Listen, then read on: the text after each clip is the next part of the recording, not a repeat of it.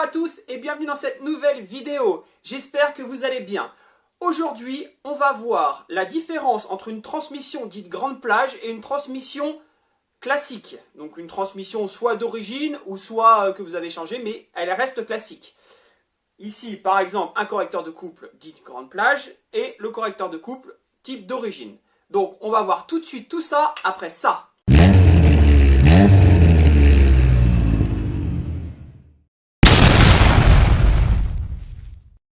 Donc on va voir ici les correcteurs de couple.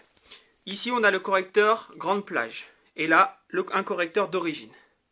Comme vous pouvez vous apercevoir, ici il est en ouverture. L'ouverture est complètement identique. Ici, sur le grande plage, nous avons rien qui entrave la descente de la courroie.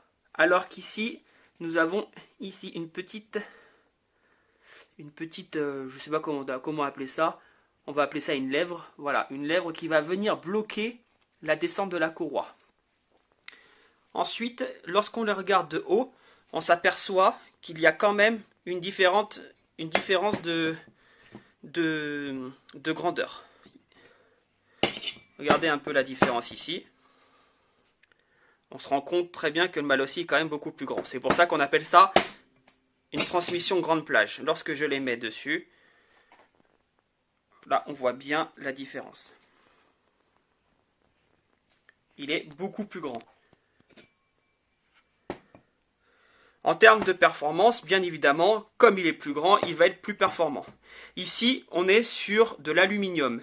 Donc l'aluminium, c'est reconnu pour sa qualité et c'est reconnu aussi pour le fait de pouvoir se refroidir plus vite que de l'acier classique. Et là, on est sur de l'acier. En termes de poids, celui-ci est quand même relativement lourd. Alors que celui-ci est plus grand. Bien sûr qu'il est plus lourd, mais par rapport à la différence de taille, nous n'avons pas une grande différence de poids. Donc sur le correcteur d'origine, on est à 700 grammes, totalement en acier. Et sur le correcteur MHR, on est à 800 grammes. Voilà, donc on a 100 grammes de différence. Donc par rapport à la taille, c'est pas énorme. L'autre chose que nous pouvons constater sur les deux correcteurs, c'est qu'ici, il est perforé, donc ventilé. Là-dessus, pas de souci. Comme vous pouvez le voir, celui-ci, regardez, j'appuie à peine dessus, il se ferme. Alors que celui-ci, il faut que j'appuie beaucoup plus fort. Voilà. Donc ça, c'est une différence aussi qui est importante d'un point de vue performance. Ensuite, je vais essayer de l'ouvrir à une main. Je ne vais pas pouvoir. Voilà, là je l'ai ouvert. Là, je vais l'ouvrir. Donc beaucoup plus facile à ouvrir. Écoutez un peu la différence.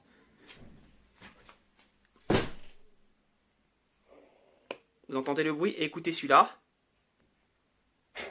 Voilà. Donc les bruits ne sont pas les mêmes. On sent ici une force de friction bien plus importante. Je rappelle que ce correcteur est neuf et que ce correcteur est également neuf. Donc il n'y a pas d'usure, tout est neuf et pourtant on sent une légère friction. C'est beaucoup plus compliqué à ouvrir, beaucoup plus compliqué à fermer. Et ça se ressent d'un point de vue performance. On va tout de suite passer maintenant au variateur. Voilà, donc là on est sur les varios. Donc je vous laisse deviner lequel est grande plage et lequel est le classique. Ici, le grande plage. Ici, le classique de la marque Polini. L'autre, c'est bien sûr un MHR.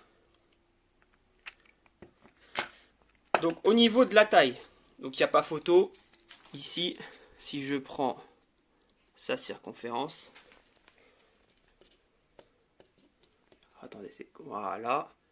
On est à 94,8. Ici, 99,6. Donc cette différence va vraiment être remarquée au niveau de la pointe. Le scooter va avoir plus de pointe grâce justement au fait que la courroie va devoir parcourir une plus longue distance.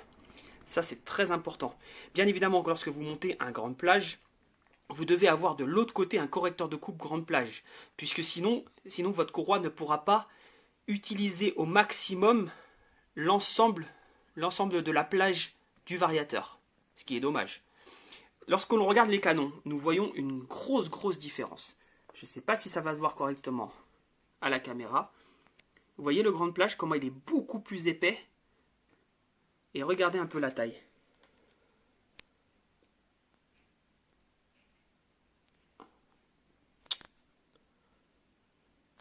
Ça veut pas... Je suis désolé, c'est un peu flou. Voilà. Vous voyez la taille? Pourquoi c'est comme... Pourquoi le grand plage est plus grand? Bah, simplement parce que le Vario va beaucoup plus s'ouvrir. Vous voyez, il va s'ouvrir de quelques millimètres de plus et c'est ça qui va faire la différence. C'est ça qui va permettre d'avoir plus de pointes. Du coup, forcément, puisqu'il s'ouvre plus dans la transmission, il va avoir besoin de plus de place et c'est pour cette raison que nous devons retirer le démarreur électrique. Voilà la différence d'un grand plage et d'un plage classique. Le grand plage va avoir bien évidemment plus de pointes et grâce à son correcteur de couple, bien plus de démarrage, oui. Avec un grand plage, il est très facile de lever le scooter sans effort. Alors qu'avec un plage classique, forcément, le scooter sera moins puissant. Après, bien évidemment, le grand plage va nécessiter un moteur important. On met pas du grand plage sur un moteur d'origine, bien évidemment. Donc voilà ce qui différencie le grand plage et le plage classique. Nous n'avons pas vu la courroie, mais la courroie ici du grand plage est bien évidemment plus large qu'une courroie dite classique. Vous voyez un peu la différence de taille? On va prendre les mesures. Ici, sur la courroie classique, on est à une largeur de 16,2. Et sur la grande plage, on est à 17,4. Donc, elle est bien évidemment plus large. Elle est également, ici, vous voyez les dents?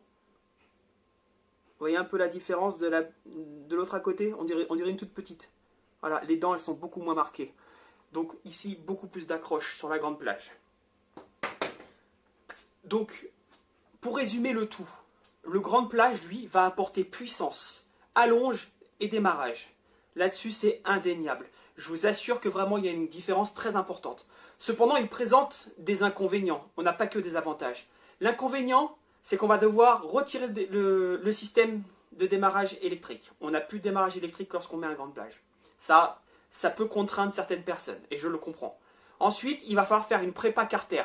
Donc ça, c'est aussi la partie qui est un peu chiante. Il ne faut pas se mentir, parce qu'il va falloir limer tout le carter au niveau du bas et du haut, afin que la courroie puisse bouger sans venir frotter ce qu'on appelle les renforts du carter. Donc ça aussi, c'est une contrainte qui est un peu chiante. On a le prix. Ah oui, bah forcément, le grand plage, il vaut quand même relativement cher. Lorsque vous achetez le pack, ce qu'on appelle un pack overrange, le pack overrange, lui, commence à des alentours où on peut le trouver à partir de 350 € et il monte jusqu'à à peu près 600 €.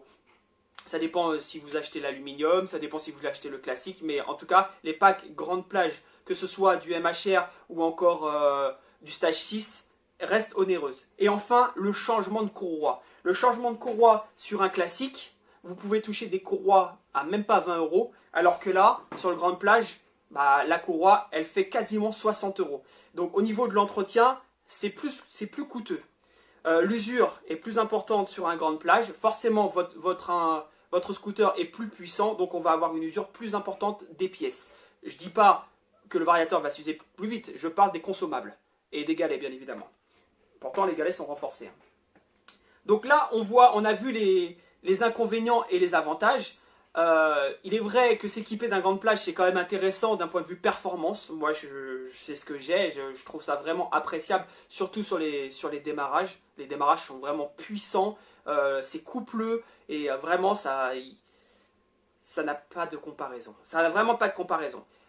Bien sûr, à la condition d'avoir la config qui va avec. Mettre un grand plage sur un origine, ça ne sert à rien, ça ne sert strictement à rien. Vaut mieux mettre une bonne transmission Polini, transmission mal aussi en classique sur un moteur d'origine mais avec au moins un échappement.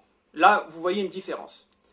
Voilà, bah écoutez, j'espère que cette vidéo vous a plu. Si elle vous a plu, n'hésitez pas à lâcher un pouce bleu et je vous dis à très vite pour d'autres vidéos. Allez, salut les amis!